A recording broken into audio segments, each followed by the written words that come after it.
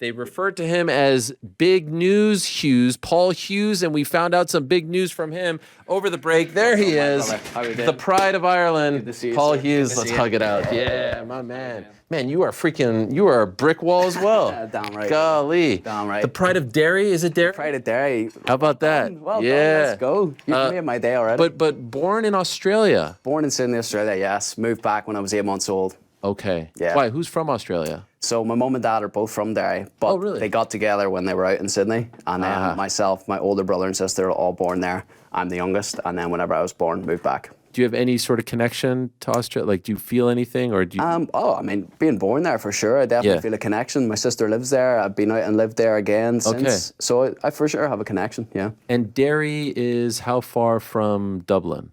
Derry is about 2 hours from Dublin. Okay. Yeah, I live in Belfast now, and Derry and Belfast about 45 minutes apart. That's where my parents live, so shout out to them. They're definitely watching. Yes. Wherever the camera is. Hello. Yes.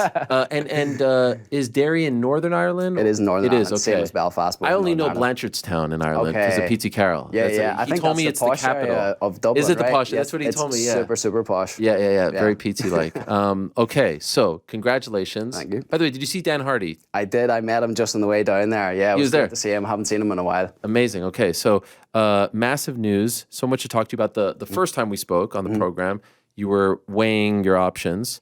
By the way, truth be told, did you know? Did you already know at that point where you were going? Let me think. When did we speak? I think we spoke just a few days after the fight, right? It was literally like 2 days later. Okay, yeah. no, I didn't know at that point. Okay. But I had been in talks with the PFL for about 6 months, so I had a nice idea of kind of where I was at with them. Then we just needed to go see where the UFC were at, you know. So when you say 6 months, you were still Cage Warriors. I was still signed with Cage Warriors, but PFL gave me an offer about 6 months previous to that. So they gave me an offer they were doing a show in Dublin and they wanted to bring me over. So they put in a nice offer for me, but as I talked to you the last time, couldn't get out of the contract at the time, unfortunately, so had to wait. How does it work? How could they put in an offer if you're still under contract? Did they try to... I honestly don't even know. I actually got a message from Graham himself, the president of Cage Warriors, just saying, here, there's an offer for Paul, but I'm assuming he doesn't want it. And I was like, I might want it. Yeah. So were you able to even explore it at all or no? No, it ended up. I tried to explore it at the time, but then it got blocked. So got it. Had to wait. Fight out the contract. So then you win on that weekend. We speak the Monday after. And now it's news everywhere. Free agent. You have all the momentum. You have all the leverage. You're coming off a nice win. How does the process go? At that point, I kind of just handed it over to Tim. Yeah. I was like, do your magic. Your magic. Tim Simpson. Yep. Shout out to Tim. What a guy. And so how did, like, from your perspective, are you literally just sitting back and he's updating you? Are you involved in I like to be involved as much as I can. Yeah. I love the business aspect of the sport, so I try to be involved. But Tim kept me right, as to how the negotiations were going down. And then whenever anything was like solidified in terms of offers, then we had calls, we discussed. But so the deal actually got on pretty quick, I think. Just a week after I fought, or maybe a week and a half, I'd signed the contract. So PFL were on the ball. Like, how difficult of a decision was it? It wasn't really difficult to be honest at all. Because their offer was so much better? Just a lot better. Yeah. Yeah, a lot better. Did UFC come correct with anything, or was it like, hey... They had an offer, but it just wasn't... Was it like Contender Series nonsense? No, it wasn't. Okay. It was mentioned, but it wasn't like... It wasn't concrete that was it. But, it was just a way better offer. It was just a real no-brainer, like, And there wasn't any part of you that was like, UFC is UFC, the ceiling may be higher... all that stuff, like, as opposed to weighing in the financial. I had so much time to weigh it up, Ariel. As I say, like 6 months, it honestly just didn't leave my mind. It was like, because I knew that I would have the option then. So I was like, what way will I go? I just thought, as I spoke to you about the last time, I thought 2 steps ahead. I thought 5 steps ahead. I was like, what really is the best thing for me here? In a 1-year plan, a 3-year plan, a 5-year plan, and every single time, the more and more I thought about it, it was pretty clear to me. And then whenever I had both offers on the table, then it was just like, here we go. Okay. We're going down this route. Was there any out of left field promotion, or did it come? Yeah, there was. I think all the major promotions, all the ones you can think about, all had offers in, but it was only going to be between the UFC and PFL at the end of the day. Okay. Yeah. So my understanding is, and honestly, I learned all of this from your interview with Pete on the Crack, that you guys filmed this great promo. Actually, we have it. We can play it while we're speaking about it. This was great stuff. Yeah. With the newspaper and all the talking heads speaking about you and your status. Yourself in there. Yes, Yeah, yes. And it kind of came out before this was supposed to come out. Ray Cephalo was the problem. You know, he's part of the company, so not a huge deal.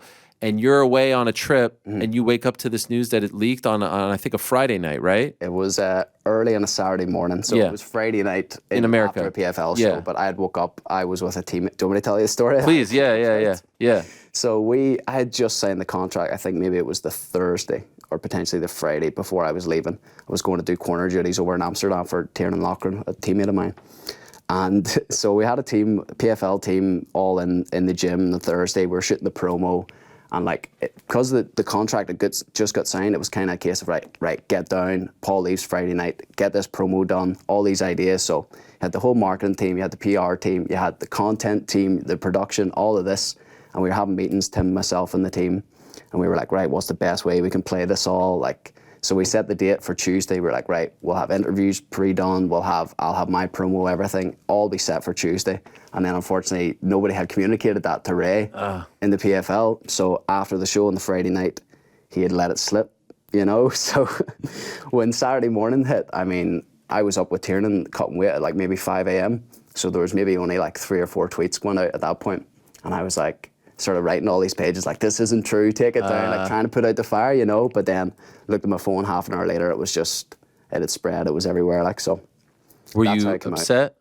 Oh, I was losing my mind, honestly. Oh, really? I was honestly losing my mind. I'm a pretty headstrong guy. Yeah, you're a type A kind of guy? You want a type A personality, meaning you want everything to be organized? I can go with the flow for sure, but something like that, I mean, that was the biggest day of my life. Sure. I know it's such a good plan to release it, but then it just came out. But here, fair play to the PFL, they got that promo cooked up within maybe 8 hours. Wow. They got fair play to the PFL team. They'd done a great job. So we were able to release it then officially the same day. So it was early morning, and by that night we had the promo, everything all done. So fair play to them. I was wondering, because I was covering the Ryan Garcia Devin Haney fight. It was on a Saturday, April 20th, and I was wondering, why did they come out with this on a Saturday afternoon? That's when they dropped that video, right? And now I understand why. Yeah. That wasn't the original plan. That wasn't the original plan. But here, as I say, we got it out, and I think it done all right. Yeah. The video was incredible. I can't believe they turned that around so quickly. Fair play to the PFL, fair play. And the fact that they did that, sometimes I criticize things and people think that it comes from a bad place, but I compare it to when MVP signed with UFC. And that was just Dana saying it at a press conference. There was no video, there was no thing. MVP made his own, which was great, but I like when someone signs with a promotion when they make it into a big deal. Yeah. So when you saw that they were going to do all of this beforehand and then the final product must have made you feel even better about the decision, right? Absolutely, for sure. And I knew that was how we were going to work together. You know, I knew that they wanted to promote me well, and that's their plan, and they're heavily invested in me, you know. So it's part of the reason why I went there, you know. Like I said, we had Dan in studio around an hour or so ago, and he said that he was one of the people really pushing as of last year to have you sign. Did you know this? I did, yeah. Okay. Yeah. So he's an ally. Yeah, he's an ally. And I think Pete Carroll had a few... wow, Pete was behind that? Pete was in there. Wow. You know? I think he was talking to some people last year and just saying, guys, if you're coming to Europe, you know, if you want to build this brand, you need to get stars. And Paul Hughes is that guy, you know. And so fair play to Pete and to Dan. You know, all these people, you know, with how this has came down, it's nice to see all these people in your corner. Yeah. As well. It really feels, it's a fulfilling feeling, you know, to see all these people, even yourself, being in my corner, you know, after the fight, and that. I'm a Johnny-come-lately. I can't take any credit. I'd love to take credit, but it's deserving for those guys. But I appreciate that. Yeah. And I love the fact. So initially we thought, all right, I saw 2025 season, and I'm like, well, that's in a long time. But then we find out June 22nd at the 3 Arena, your first time at the 3 Arena as a fighter. Yep. I'm assuming you've been there as a fan. I have. Did you go to the Conor fight against Brandao? No. How old were you in 2014? How was that, 10 years ago? So it would have been 17. Okay. Yeah. You watched it, I presume. I watched it, of course. Did you go to the Bellator shows or the PFL shows there? I went to the PFL show in December, yeah. Okay. Was that your first time there? In the 3 Arena, no. My teammate Reece McKay had fought there before, so I'd been down with him, but I haven't fought there. I can't wait. Yeah. It's such an iconic venue. you know, and I always bring a serious crowd with me. So to do that now in the 3 Arena, it's going to be special. Like, Are tickets on sale yet? tickets are on sale. Yeah. Okay, and how are they? I saw because in your thing you said you guys are taking over a whole section. Oh yeah. That's amazing. Like do. football. That's how we do. We're the big news crew. That's what we do. I love it. You know, if anybody's seen any clips or anything of my people going crazy at fights, I mean, we've put on the best atmospheres that Cage Warriors has ever seen, and that's coming from everybody in Cage Warriors, everyone outside of it.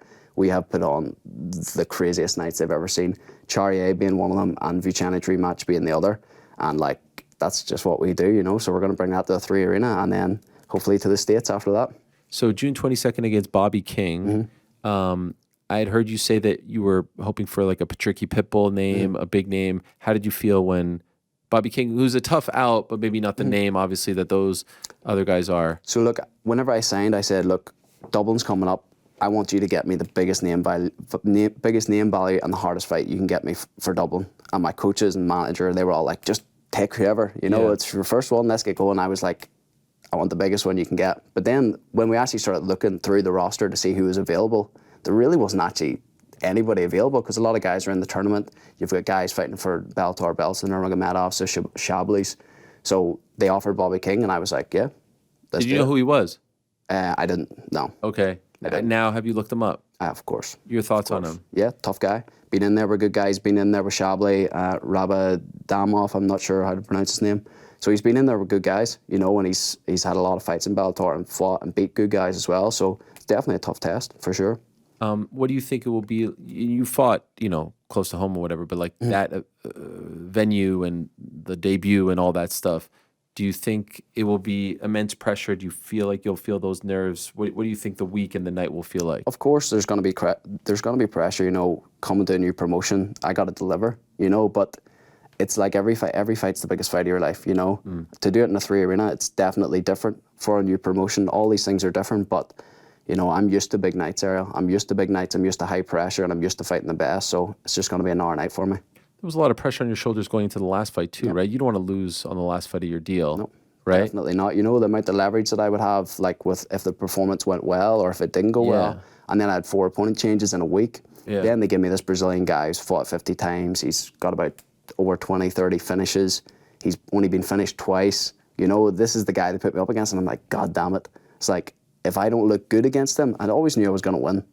But if I didn't look good, that my leverage in the negotiations wouldn't be as high, you know, and I potentially wouldn't have got as good a contract as I did. So, of course, it was high pressure. So is the plan that one fight on June 22nd and then you're waiting till 2025 to fight? No. There's more. I want 3 more this year. 3 more? Yeah, they promised me 2 now. Fair play to the PFL. They promised me 2. Was part of the deal, but I'm really pushing for 3, and I have a great plan for those 3 as well. Okay, I've heard about the plan, but you've not told. I can't say. Well, why is this? Why are you so? I'm going to say once I finish this guy on June 22nd, then you'll see. You have what, the opponents in mind? I have the opponents in mind. And the places? Because Bellator opponents, places, everything. These would be Bellator cards, right? Because you're non-season at the moment. That's their only Dublin show, correct? But it would be maybe somewhere else in Europe. So somewhere else. But look, I'm also going to fight in a PFL card this year as well. Oh, you are? Which one's that? Most likely the end of the year. Okay. Most likely I'm trying to catch you slipping here, by the way. I was like, can I say? Most likely the end of year card, the $1 Million Night. Okay. Yeah, because build some hype for next year, you know. Right. So probably like a June, September, December type of time frame, like something like that ish. Yeah, that's what I want. I would love three more fights this year for sure. And you know, I want to be active. That's part of the reason why I signed with the PFL, because I was like, I want to be active, lads, you know. And then obviously with the tournament format, it's four fights in 8 to 10 months. It's exactly what I want right now in my career. You know, I'm fresh. I don't have that much miles on the clock. I am a young veteran in the game, but I haven't took any damage, so I'm ready to do 4 fights back to back over 8 to 10 months, you know. And you don't have to cut to 45. Exactly. Better for you. Yeah, part of the reason why I moved up as well. Right. And so it's a 2-year like it's 25 season and 26 season. I'm in for both them seasons. Okay. And then you become a free agent. And maybe a couple $1 million in the bank. Well, look, I could retire after that in 2 years, you know. I want to. Would you do that? Up. Who knows? Right. Stranger things have happened. Right. You know, stranger things have happened, but everything can change in 2 years, you know. Everything can change with me. Everything can change with the industry and MMA in general. Like 2 years is long enough time in MMA, so we'll see. But I think I have a good chance of putting $2 million in the bank in the next 2 years. So 55 right now. The champ is gone, Olivier Aubin-Mercier. Who have you been looking at the roster changes year to year, but who would you say is their best 55er in PFL? Best right now, I would say Clay Collard's definitely up there. Brent Primus is good. There's good guys in that tournament there. Yeah. That's a good tournament. You know, it's a tough tournament. It's the ultimate competition. You know, it's 4 fights in 8 to 10 months against hungry guys. So the way I see it, it's the ultimate competition for the ultimate prize. You know, so there's a lot of good matchups in there. Every matchup's going to be exciting next year in the tournament. So it's very, very, very exciting. Did you talk to any guys? Like I've heard Brendan Loughnane talk about this, Olivier Aubin-Mercier, Anthony Pettis, like they didn't realize how tough the season was on the body. Have you talked to any of them about that when you were making the decision? Yeah, I haven't talked to them directly, but I've through mutual friends, you know. But I was well aware of this when I was making my decision, you know. And as I said, I don't have much miles on the clock. I'm ready to fight. I've just moved up a weight class recently, so there's no big weight cuts. To be honest, what's mostly the hardest thing about it all is just weight cut after weight cut after weight cut. That's probably what these guys find hard, because when you're in that depleted state, you're way more susceptible to injury. You know, I'm not going to be in that depleted state. I'm going to be fresh as hell, ready to go every single fight night, you know? And I think that's a big advantage that I have over guys who are going to be in the tournament, you know? By the way, why are you in New York right now? Stopped in for the weekend. Did you go to the Schultz show? I did. It was incredible. Which night? Saturday. At MSG. I wanted to go so bad. Yeah. Oh, you should have. I was at the Canelo fight. They asked me, so not a bad, plan B. Yeah. But I know that was a huge deal. Were you there when 50 Cent showed up? No, I was there the night after. But he brought out his family and all the night after. Oh, that was that one. It was really special to be there. Daughter and wife. Yeah, it was really incredible. It was honestly inspiring. You know, it's obviously not my craft at all. Sure. But in terms of entertainment business and being the best in your craft in the world, like I took a lot of inspiration from it, you know, and then just being in MSG for the first time as well. Was that your first time? That was my first time there. Sick. And for me, MSG is number one. Yeah, there's nowhere like MSG in the world. So you should go to the Knicks playoff game tonight.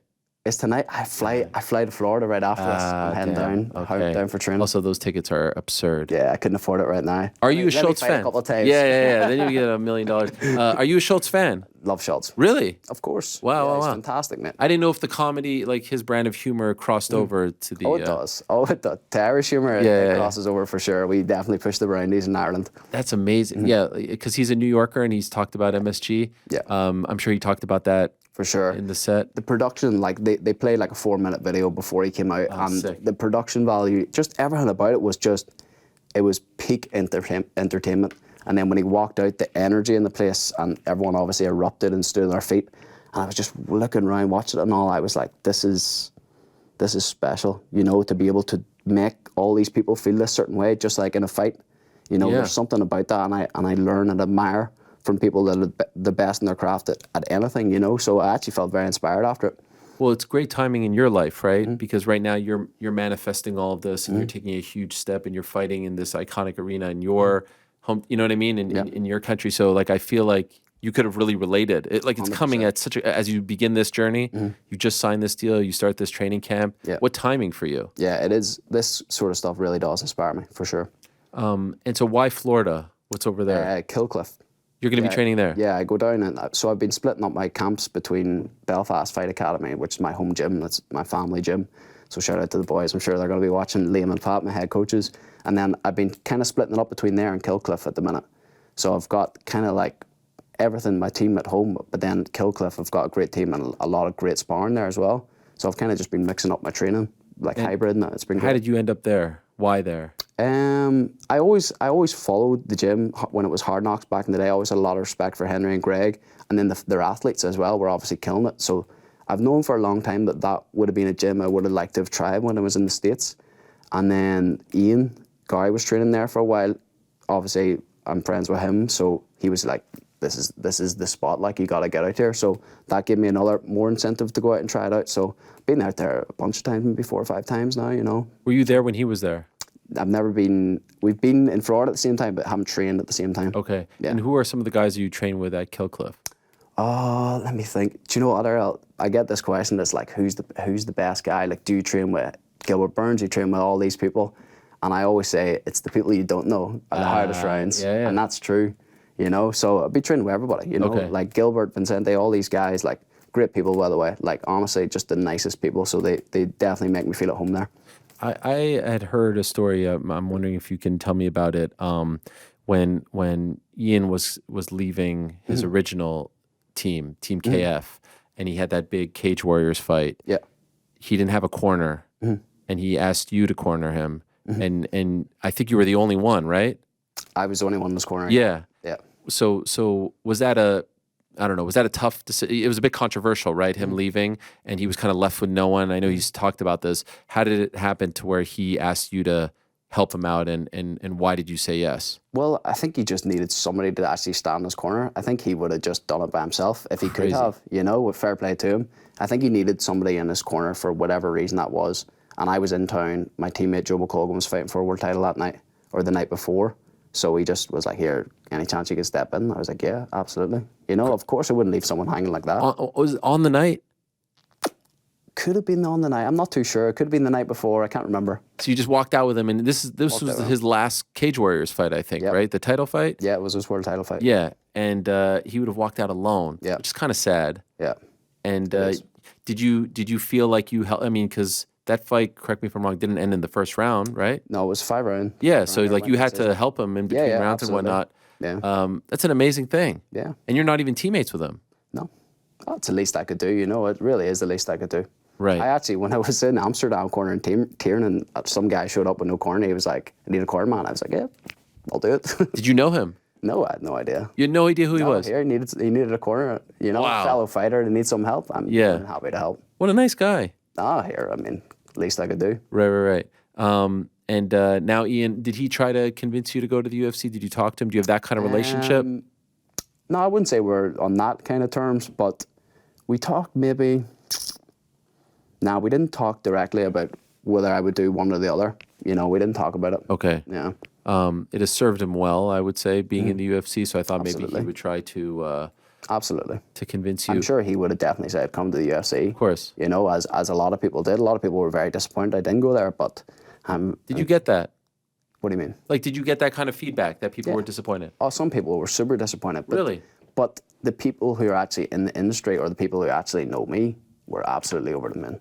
You know? So it's the people that don't really know the ins and outs and pay and all these kind of things. Then they'd be like, oh, but we want to see him in the UFC. Right. It's because they watch the UFC on the Saturday night and they want to see me in there as well. But they don't know the ins and outs, you know. But as the time has went on, the more and more happy I've been with my decision, to be honest. Like, really? I'm honestly over the moon. Wow. Oh, absolutely over the moon. Did you get people saying like, oh, you're ducking the tough fights, blah, blah, blah, this bullshit? Yeah, people have been saying everything. Yeah, They've been saying everything. But I knew that was going to be the case whenever I signed. So, you know, it doesn't bother me at all. F him. Fuck him is right. Yeah. I don't know if we can curse on here. No, you can curse. You can do whatever you want. I was thinking about this earlier, and I would love an update if possible. I've seen on social media, we spoke about your good friend Ryan Curtis. All of a sudden, and I don't know if these are old pictures or new pictures, I'm seeing him sit up, and I'm seeing him hold a belt, and I'm seeing... I thought maybe he would be in a wheelchair. So is he able to walk now? No, he's not able to walk yet. Okay. Keyword being yet, because he is going to. We believe that. He believes that. He's not quite there yet. He's getting himself on and off a wheelchair, so he's able to leave the hospital now. You know, but he's still a while away from walking. But his recovery has been incredible. The fact that he's even sitting up like that. It's honestly, it is incredible. As I said to you the last time, being a fighter is going to be his greatest asset, and it has been. He's been doing his physio every single day. They'd be saying, do 20 reps, and he says, I'm doing 60. Fuck. You know, that is the mindset that he has there, and that's why he's getting out and about, and he's able to sit up by himself. Like, it's honestly, it's inspiring. Like, it's incredible. I couldn't believe it. It's incredible. Him there. I thought it was an old picture. Yeah. Because I didn't know he could even leave his bed. Yeah, it's incredible. So we believe that he's going to walk again, you know, and he's going to play with his daughter, and we believe that. So I'm sure Ryan's watching. Shout out to him. Like. Amazing. Yes, shout out to Ryan. Is there any, I was thinking about this, is there any chance he comes out with you, or is he at your fight at least? Let me think how many. I'm not too sure. Okay. I would love that. Oh, mate, if we could do that, I would. Even that would being be incredible. Cage side. That would be incredible. I would love that. Yeah. That would be beautiful. When you first started your debut, you broke your hand, right? Which was it? The left? Left. The left. Yeah. Was it a really bad break? It wasn't too bad. It was just one break in that left, and then it continued. I broke the right. That's the one I had issues with because I re-broke it 3 times. 3 times? Yeah. When was the last time? It was actually, all of them came right after each other. So I broke my left in my professional debut, and then I broke my right 3 times after that. So 4 breaks in the space of 10 months or 12 months. Was it to the point where you were like, maybe I'm cursed here? Yeah, for sure. I remember the third time it broke. I thought like everything. I thought it was over. Like I thought it was over for sure. And the doctors were telling me it was over. The nurses, all the specialists, they were like, you can't punch people again with this hand. It just keeps re-breaking. You know, I truly did think it was over before it started. But I found a way. How many fights in were you at that point? I had just had my professional debut when I was 19. Just one? One, and it was a 90-second KO. Excuse me, KO went viral, like 3-4 million hits. I was like, I had offers from everywhere in the world. Everything had just opened up for me, you know. And then I went through this period of about 12 months where I just kept re-breaking it. So it was like in the gym every day, training with a cast on 2-3 times per day, just living it, you know, like just living it how I always did. And then I would come back, I would book a fight, and it would just refracture, and it happened 3 times in a row then on the right. And to be honest, I still, to this day, I genuinely still don't even know how I got through it. I was just going to ask you, how did you break that trend? So I ended up getting surgery on it. I got surgery, and I took a lot of time off. I took after about a break year. Number what? 4. Oh, geez. Yeah. So every other time you just let it heal? Yeah, well, that's what I was told. That's what I was told to do, you know. So I followed the advice, and I'd done the rehab, and I'd done everything I could. Got the surgery and took about a year off, and then came back, and touch wood, I've had no issues with it since. I mean, initially though, I would imagine you're hesitant, right? To like go full. When did you get over that? When did you stop thinking that? I had to change my technique a little bit. Oh, really? You know, not throw as wild, punch a little bit cleaner. You know, I had to do that. But it was a case of like, I remember even after getting the surgery and being in that recovery phase again, thinking like, you know, if this breaks again with these screws and plates in here, like I'm done. Like I'm done. That's a lot of pressure. Yeah. Because are you thinking of that every time you're punching? Not now, but at the time. No, back then. Yeah, oh, absolutely. Yeah. Absolutely, because it kept re-breaking. You know, it kept re-breaking. I thought my career was over before it started, you know. Oh, man. Yeah. And so how long did it take for you to just stop thinking of that? A couple of years? Probably years, definitely years. It took me years to get over I didn't really I just threw a straight right from my right hand for years. That's all I did. It used to be my best punch as well. Because you were afraid of breaking it again, yeah. Do you think about it at all now? No. And did they explain why it kept breaking, or is it just... I think it was a case of I just kept coming back too early. Although I was taking the time I was told to take, I think coming back, like just punching skulls with MMA gloves. Yeah. You know, even now you punch it wrong, regardless of how strong your hands are, it's going to break. You know, if you punch it, the thing with MMA gloves, obviously it just covers the front knuckles. It doesn't really cover it the side. So if you catch the angle wrong, it's going to break. Like, you know, you see the broken hands all the time in MMA. And had you have had the surgery initially, do you think it would have stopped all of this? Or was it not? Potentially. I don't know. I'm not sure. Damn. Yeah. And so this is early on, and since then, have you had any sort of injury, roadblocks, like of that nature? Not as long as that. You know, I had a neck injury a couple of years ago. That's a serious one. It is, yeah. I had to pull out of a world title fight because of it, and I was obviously sucked. But, you know, it took the recovery time. It was probably a good 6 months recovery. What was the injury? It was protruding disc in my neck. Shit. Yeah. How do you treat that? A lot of rehab, yeah, a lot of time. That's definitely the number one thing with neck injuries is time, you know, but I've overcame that as well. You know, as most fighters, we all go through injuries. Like the hand was more severe because it was at the start of my career. Right. Kind of thought it was over, as I say, before it started, but anything else is just adversity that all fighters go through, you know. Some won't even say what they're going through, but... Sure. Yeah. Who introduced you to MMA? Who introduced me to MMA? It was just my friends in school. We were just watching it. What era is this? This was, so the first big fight that I can remember being like fully invested as an MMA fan was Silva versus Sonnen 2. Oh. So would that be maybe 11 years ago or something like that? 148. Crazy, right? Let's go. It was in July of 2011. No, 2010. Could be. Yes, 2012? No, 2012. 2011 was 127. Yeah, 2012. That was well done. Okay. That was well done. So 2012 is 12 years ago. Yeah. And why that one? I think the storyline got me invested. You know, I'd started watching it, you know, me and my mates were staying up and we were watching it late at night, whatever. But I think that was the first one that there was like a storyline that got me like invested, which is kind of funny because I always think of that whenever I'm promoting fights. I always think about it's all storyline. Yeah, you know, yeah. It's all story, and that was what got me invested, first of all, you know, and then ever since that, it's just been everything. So that's interesting because you're not a Chael Sonnen like personality. You're somewhat soft spoken, although, you know, like with the Patty stuff, like we've seen, like you will talk shit if need be, right?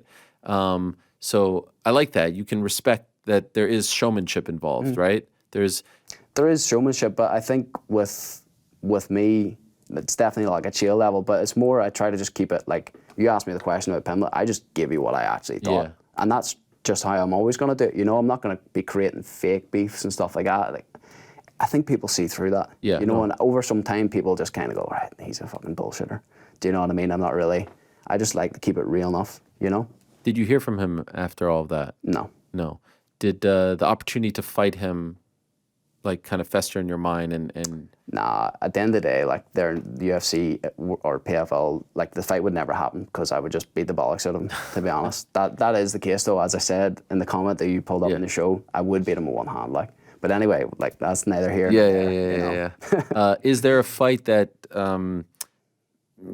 inspires you like that in PFL? Is there a guy? Is there? Yes. There is. Yes. And who would that be? It's part of the plan. Ah, come on. It's part of the 2023 Really? or the 2024 plan. There's a plan. Trust me, I didn't come here to just make no noise or to just take easy fights. I came here to fucking take over and to change the game in the PFL. Truly, Ariel, that's what I came here to do.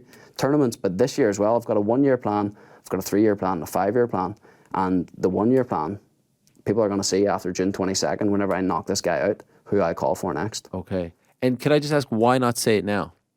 Because I want to keep it in the cage. Okay, you know? fair I enough. want to keep it. You will say it on the mic afterwards. Say it on the mic.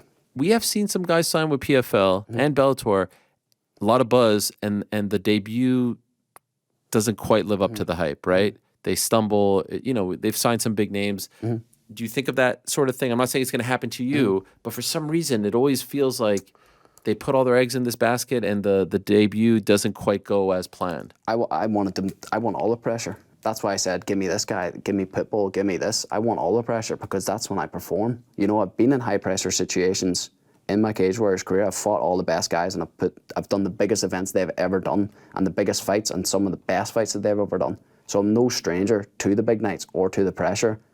And there's just seems to be some sort of thing. The bigger the pressure of the night, the better I perform. The more eyes on it, the better I perform. So that's what I want. I want them to give me it all, you know? I love it. And just to be clear, you won't be a part of PFL Europe, right? Next season? You're like part of the real... Oh yeah, I'm here for the millie. I'm here for the millie, Ariel. Yeah, and so fighting in the States. I hope you get to fight in some places where there's a big Irish contingency. For sure. Hopefully more East Coast cards. Exactly. You know, I've got some good friends here. I've got some people that like I'll be bringing crowds to the US shows as well. You know, 100%. You know, and on that, like I've actually realized that because I'm going to be doing the next 2 tournaments, they're going to be stateside. Yeah. So I just realized this next fight is going to be the first or the last time I fight at home in potentially like 2-3 years. Wow. You know, it's kind of weird because I'm used to fighting in the UK and Europe, you know, and Ireland. So if anything, it should be, that's why I want to put on an even bigger show at home, you know? So anybody watching, get the tickets, you know, because I am going to put on a spectacle there, 100%. So does that mean the last 2 aren't going to be in Europe this year if all goes to plan? One could be, and then I'm hoping for that end of year card in the PFL as well. Okay. Yeah. So 155. I'm trying to honestly. I want to know who this guy is that you have the beef with. But see, there's June 22nd. There's Bellator guys to choose. There's too many guys now to pick from. Like I can't think of the whole talent. But was it a Bellator guy or a PFL guy? See, June 22nd. I tried to get you. I know what you're like. I know what you're like. So big. It's a big time for Irish MMA. Conor's back too. How do you feel about the return? Oh, it's great to see. It's good to see him back. You know, hopefully. You see, the thing is, I've got this question a lot. Obviously, McGregor's the man, you know, he inspired me coming up, but I also trained with Chandler in Killcliff. That's right. And Chandler is just the best guy. He's just the nicest guy ever. Yeah. So, I can't root against Chandler Oh, my either. gosh. Do you know what I mean? But I love McGregor too. Of course. So, I just hope that MMA wins that night. You're staying neutral on the fence. Staying neutral. Man, do you train with Chandler? Yeah. He seems like the kind of guy, I don't know this one way or the other, but who enjoys helping out the younger guys in the gym. Yeah. Is that accurate? Absolutely. And so he'll be there just now, right? Are you going to stay till the end of camp? I'll be there for 4 or 5 weeks, so I'll be there for a good part of his camp. Yeah. Okay. Golly. Did you hear from Conor when you signed this deal? No. Okay. No. All right, so now you're Team Chandler.